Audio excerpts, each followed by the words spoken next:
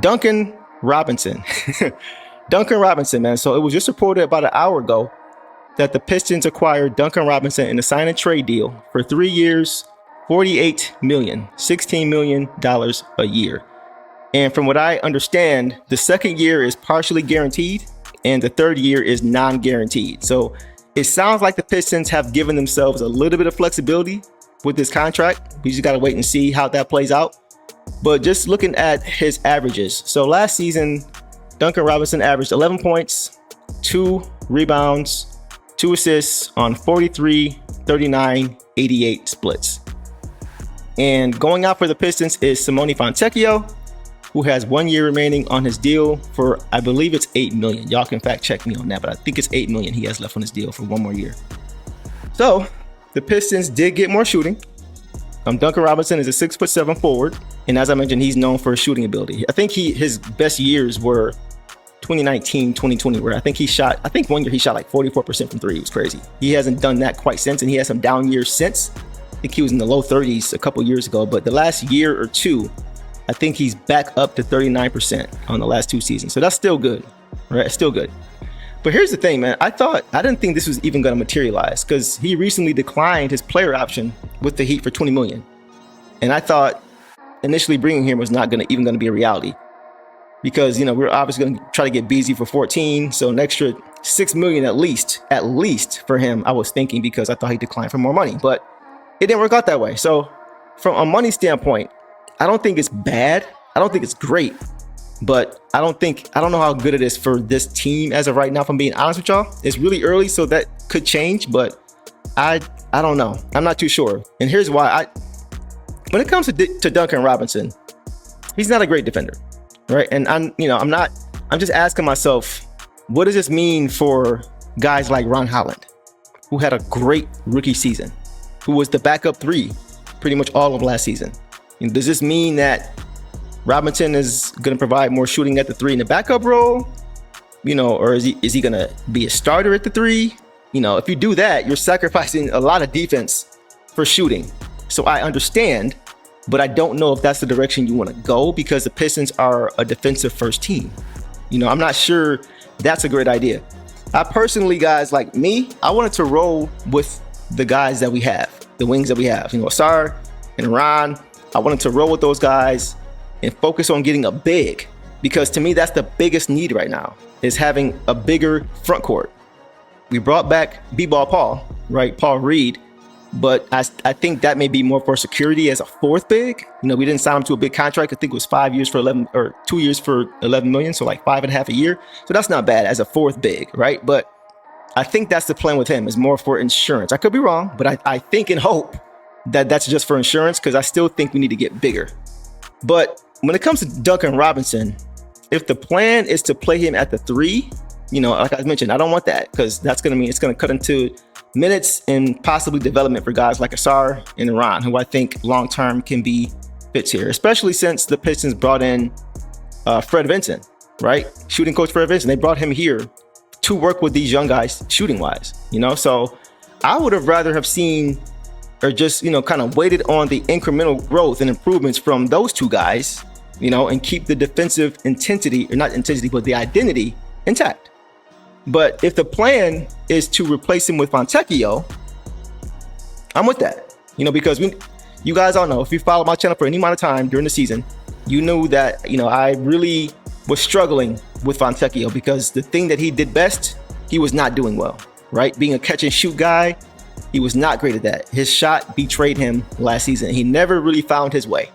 He tried defensively, right? He tried to do things defensively, but I don't think he did enough to have enough of an impact, especially with the shot not falling, right? He was getting caught up in trying to be a ball handler and putting the ball on the floor, and he would get caught in the air and throw it away and turn, and it would happen too often. And I felt like he was hurting the team a little bit too much.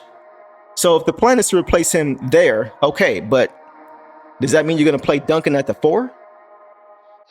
If you're going to do that, now you're compromising your defense even still, because now you have an undersized starting 4 and an undersized backup 4 who doesn't play a great deal of defense or doesn't play it well. So that's why I'm not really sure about this move, because I just feel like the identity of our team is defense. And I felt like you can add a guy who can provide shooting, who can provide also more defense than what Duncan Robinson provides. So that's my only thing with that. So it remains to be seen. But for me now that we've added him, the question is now, what assets do you even have, that are left that will allow you to still get that quality for, because I was hoping they would use, Fontecchio, maybe another player, and maybe a pick, future pick or something like that to go ahead and get that 4. I thought we were pretty set with our wings as of right now. Even though they aren't the best shooting wings, I felt defensively they provided enough for now as they continue to get better, right? In the meantime. So I'm a little bit concerned about using our assets on another wing. I know he's a great shooter, but I just worry about how the defense might be compromised. That's the only thing that I worry about. So that's kind of where I'm at with that. So we'll see what happens, but it's absolutely clear at this point that the Pistons are not done. They can't be done, right? So I'm looking for them to make a move eventually between now and the trade deadline to get a bigger 2. So it may not happen tomorrow, not in free agency. The Pistons have used a lot of their cap space. So it looks like now the move may be to try to use whatever assets they have left to try to get a big or 2, at least 1. They at least need 1. So that's all I have on Duncan Robinson. I'm still not too sure about how I feel about that, but we'll see what happens. DG says, what do you have in mind, Deuce, for a 3-and-D guy instead of Duncan? I mean, like a Dorian Finney-Smith, maybe? You know what I mean? But even then, I would just rather roll with who we have. I really would just want to rather roll with Asar Thompson and Ron Holland and just allow them to continue to get better shooting-wise. Because defensively, they're going to get better. They're going to get better defensively. That much we know for sure. They're already plus defenders, both of them, so the shooting with Fred Vinson was only going to get better.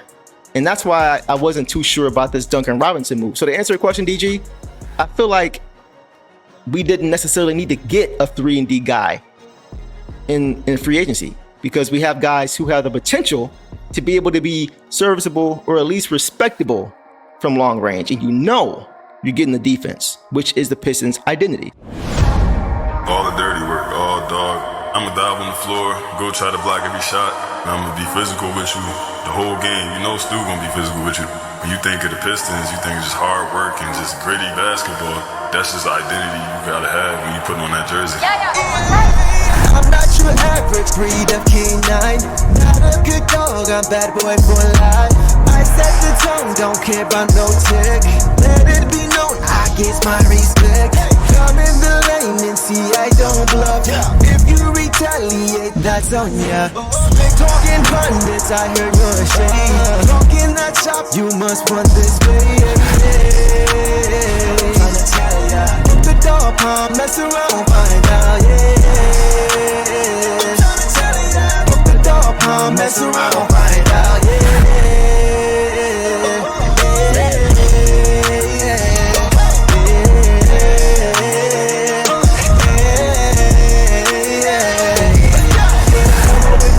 For some barbecue sauce, boy, you better crop a hill, cause I'm like that.